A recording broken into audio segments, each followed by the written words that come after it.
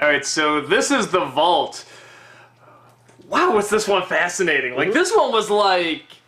I really dug this one. It answered a good chunk of questions, like a lot, really. And it did it...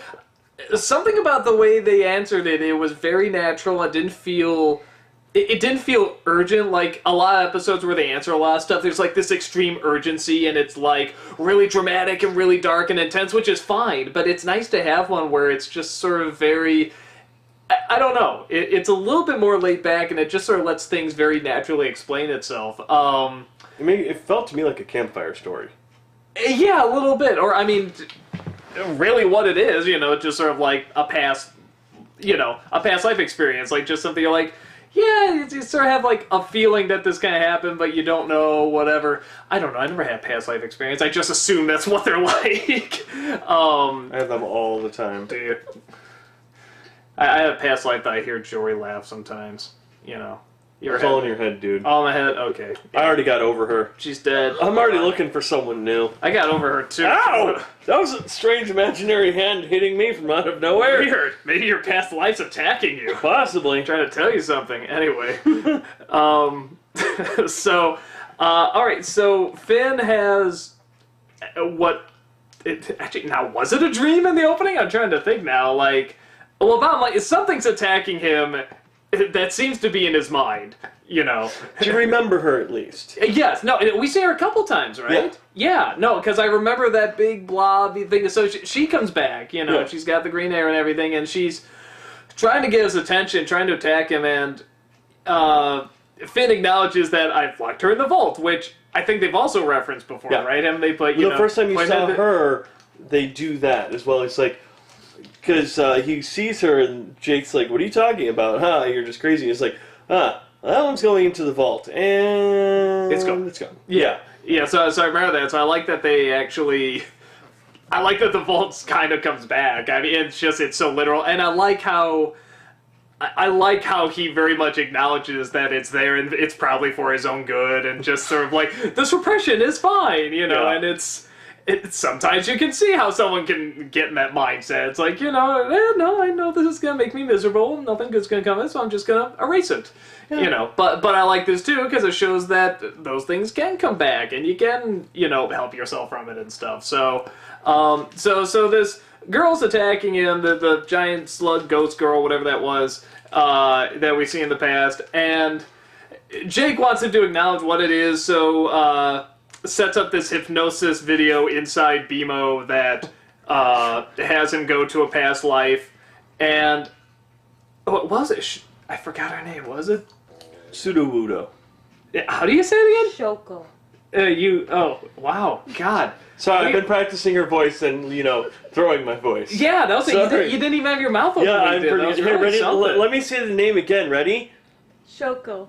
Shoko, okay. That's impressive. I like Pseudo-Wudo better. Yeah, but you said Shoko, so what can you do? Sorry, so this girl named Shoko has one arm, lived in a past life, or just at least in the past, you know, because we see Bubblegum is there and she's putting the giant guards together, and Shoko gets this quest from whoever the hell that guy was, just this guy who likes to wear a... The Bathhouse Boys. Yeah, the Bathhouse Boys, that's right.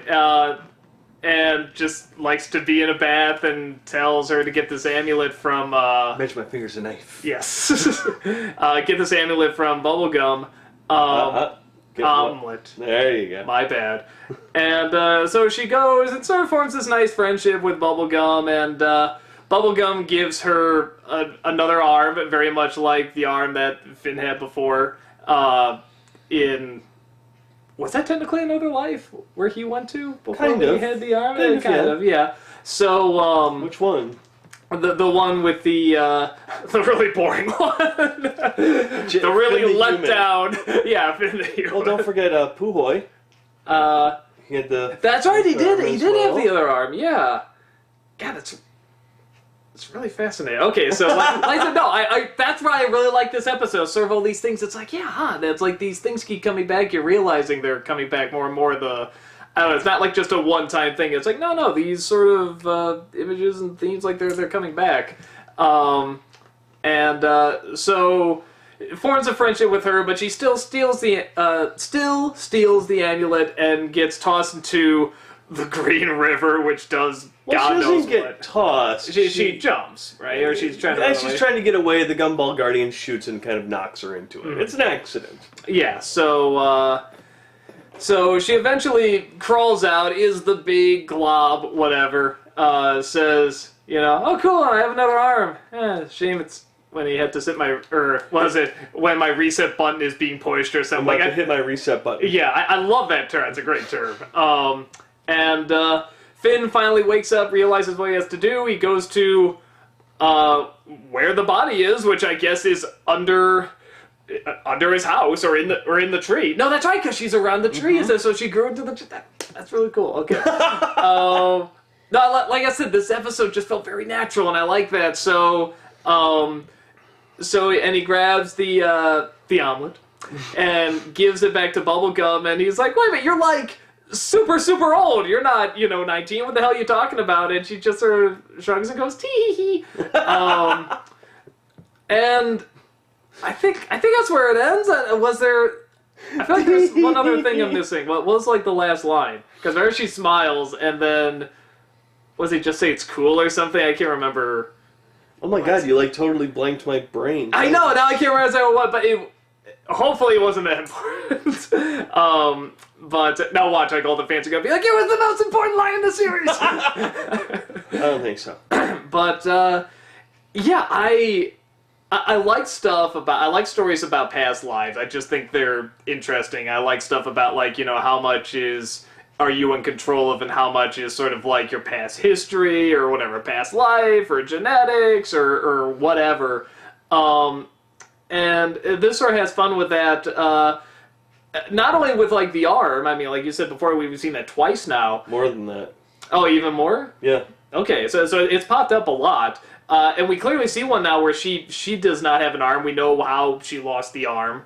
But her design also seems very much like a mix between, Finn, but also in the Finn the Human episode. It seemed very much like, the eyes that she has were very much like what Finn had in that episode. And even sort of the rest of her layout. It just sort of seemed like a mix between those two. So I thought it was very interesting when I saw it, because that's the first thing that popped in my head, and then when I saw she didn't have an arm, I'm like, that's interesting. Then the robot arm comes back, like almost the exact same design. I think it is was it the same design or was it a little different? I think it's a little bit different, but pretty much the same. Yeah. It's plug and play. So, I don't know. See, now, because they've never talked about the idea of, like, past lives in this. So you sort of don't even really think it can exist. I mean, at least not in this way, where it's like, you die, you come back as somebody else, you die, reincarnation at least. Yeah, because remember, he was a comet, he was a butterfly, he was a shape, yeah, a thing, and then her. Yeah. So, I don't know, it just explains so much, again, because you get the relationship between sort of him and Bubblegum now, in a sense, more, like why he would be sort of attracted to her, because it's like, or at least just something pulling towards her, because they had a connection before. Yeah. There was this connection. And like I said, the fact that this arm somehow, and it's always the same arm, right? Mm-hmm. It's always chopped out. Somehow that keeps coming back in the play. I don't know, when you have like past lives and reincarnation, there's just this sense of, wow, you can do so much with that. Like, what else are they going to do with this? Yeah. Because you don't know how much was sort of predestined and how much is being made up on the fly, and I don't know, it's like it's like you think, what other sort of cool direction can they go in this show that, like, really opens up these possibilities? Because it's so friggin' weird and out there, you kind of think, well, they've sort of done it all, but that really opens up a lot of possibilities. Oh, yeah. They've sort of already done other realities and stuff, but they haven't, not quite like this, they haven't done a past life, and yeah, man, it's just, you can really do so much, you can just do so much more with that than just cutting to a flashback. Like, the stuff with Marceline Ice King, it is great and it's very effective, but you kind of get the idea, okay, it's always gonna be this, it's gonna be a flashback or just magic make you forget something. Something about having a past life, like I said, it just creates this history and this connection in a way that none of those other things can. So I'm really fascinated by that, and I really like this episode a lot. I think it was really nicely done. Bree brought up some things I liked and ideas I thought of. Bree, what were they again? What? Oh, how they had the banana guards green because they weren't ripe yet. I thought that was really cool. The green banana guards because they're not ripe yet. I did not notice that. Yeah, You didn't notice them with the horn? No. Oh, yeah? I missed it. They included Mr. Cream Puff. 'cause Which they were goes dating back all to the what? first episode. I was gonna say I didn't remember that one. Very first episode. He's like, oh, old Mr. Cream Puff. We used to date. Oh, okay. Yeah, I totally forgot about that. That's interesting. All right. Well, was Cinnabon or Mr.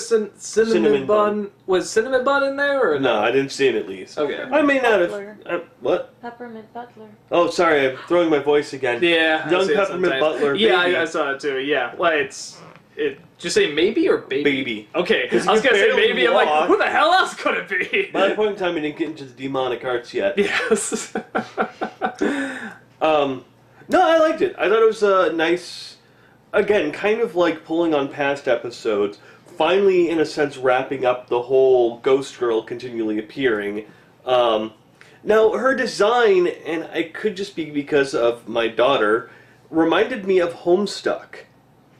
The eyes, even the mouth and the teeth, the lack of the nose, everything just kind of looked like Homestuck to me. Now let's clarify Homestuck because she reads a lot of Homestuck, not because she looks like a character from. No, Homestuck. No, Brie, I mean. No, Brie looks like a character from Homestuck. Oh, okay. I don't read Homestuck, so I'm not sure. Now, which everyone's gonna be like, here's a link to Homestuck, get cracking! Because not like I haven't had enough people tell me that already. Anyway.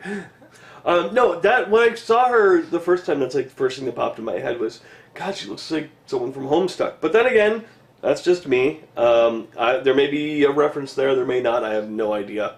I do love the arm. That's always fun to see when she has a new arm or has no arm. I did love the fact that the building, if you look, is like chunks of like chocolate or cake. It's probably cake, but I like that. The whole, oh, we have to cover up this lake of toxic waste with candy. I love just finally seeing where the Gumball Guardians actually came from. Because when I first saw them in the first episode, I was taking it they were like magical. Mm-hmm. And then the one episode where you see one of the heads in the basement, I was like, what the heck is that? And now you see that they're actually just created by Bubblegum. Bubblegum is that good.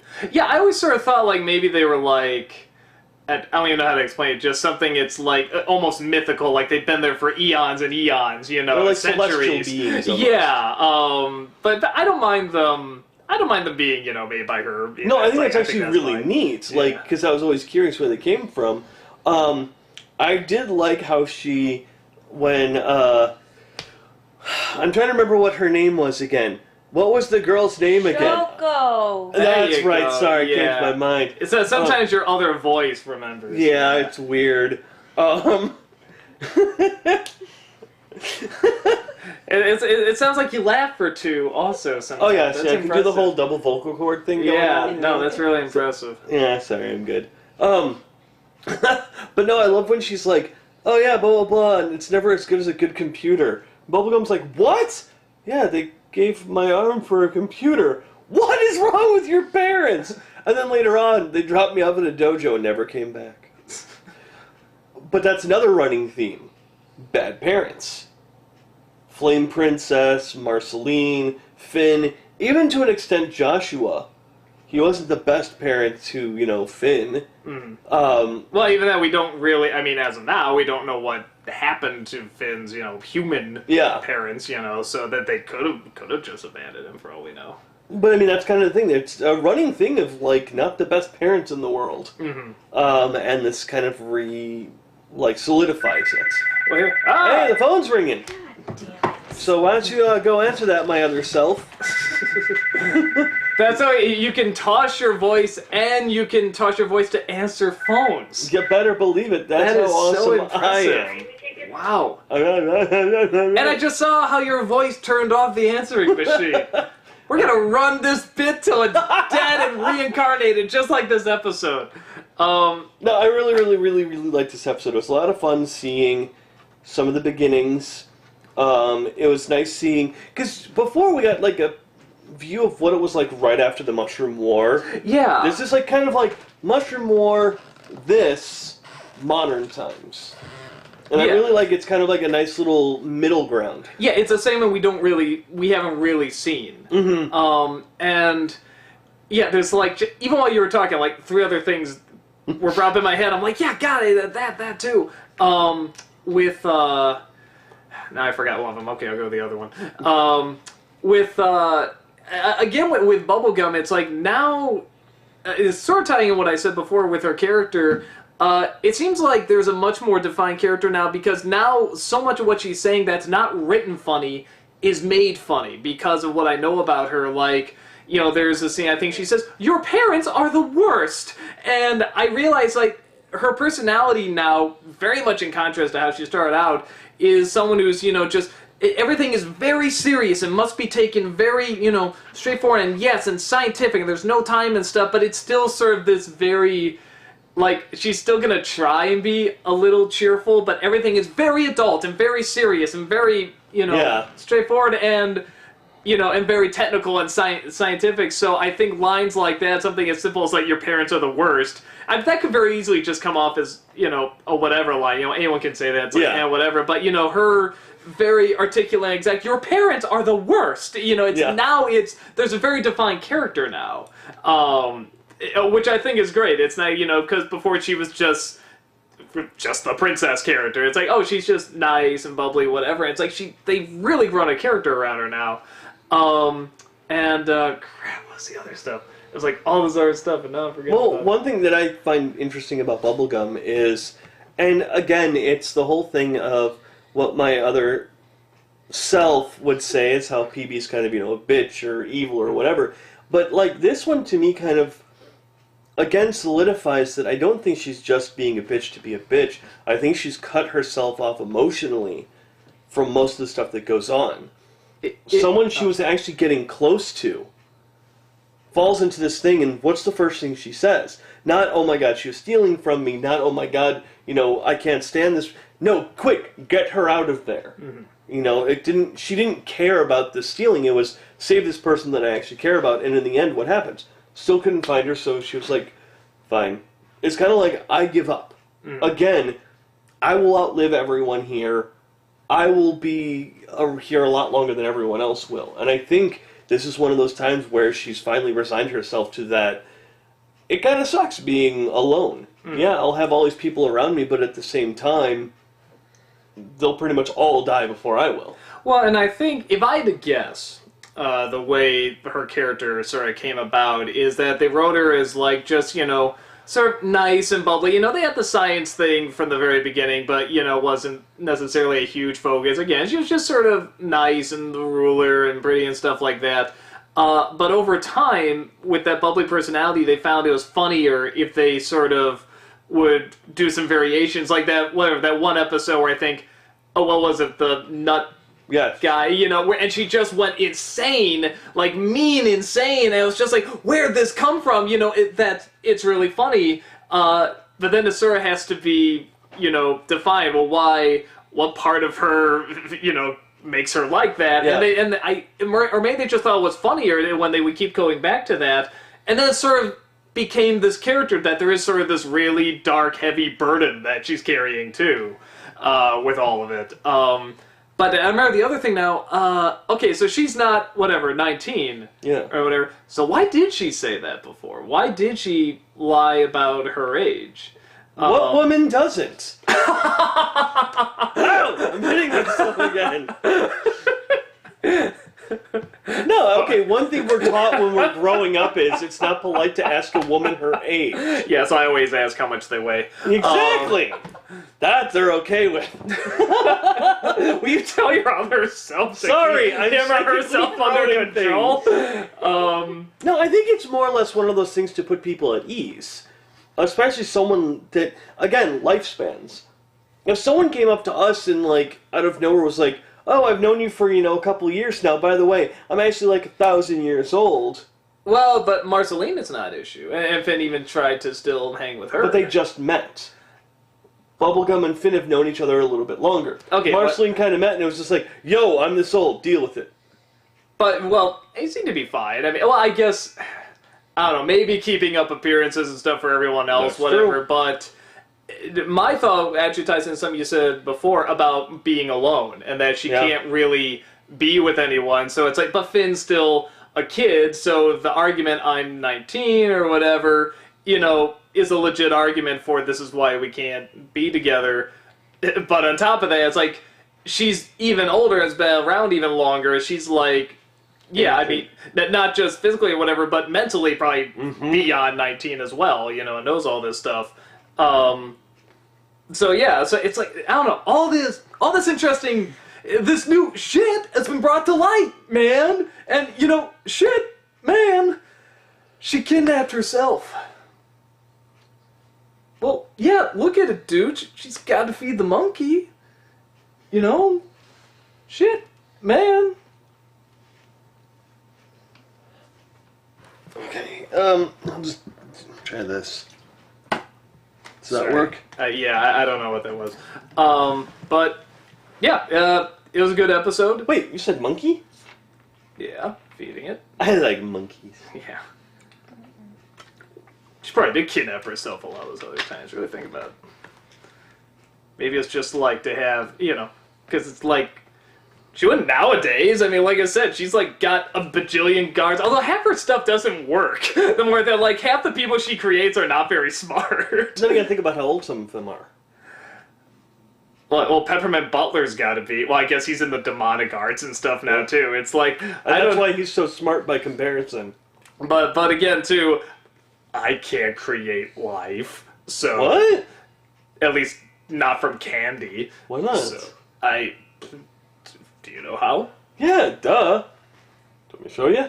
Yeah. Let's go. Okay. Hey, do your Joy voice again. No. I love it.